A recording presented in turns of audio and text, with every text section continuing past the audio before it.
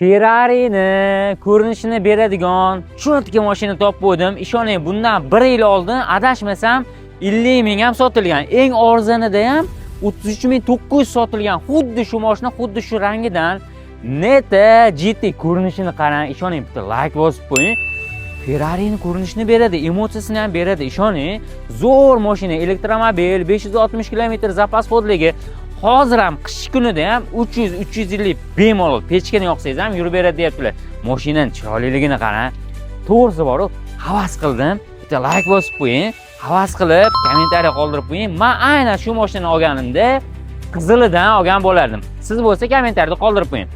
Neta GT 2023-yil ekan, lekin 2025-yil bojxonadan rasmiylashtirilgan ekan. Ya'ni 2025-yil desangiz ham bo'laverar ekan. 9000 km yurgan xolos. Ishoning, kraskalar top-toza, brone plyonkalargacha qilib qo'yilgan, tonirovka ruxsatnomalarigacha bor ekan. Salonini qarang, bezramishni oynalar. Bu ikkita eshikli bo'lgani bilan orqa tomonga ham odam o'tadi akalar. Salonni qarang, ishoning, multirol, elektropaket o'rindiqlar, monitori kattaligini qarang. Eng qiziq bu polni panoramaligi. Xullas, mashinani elektropaket o'rindiqlari, bezramish oynalari bo'layotganda, xullas mashina chista akalar, chista sport car, ya'ni sport uslubida yaratilgan mashinalardan bittasi. Xitoy ham aniq yorib yuboryapti dizaynni. Ko'rinishini qarang. Narxini nech pul deb o'ylaysiz? Bundan 1 yil oldin adashmasam eng arzoni 34.900 sotilgandi. Endi hozir bilmaman qancha sotilayotgan.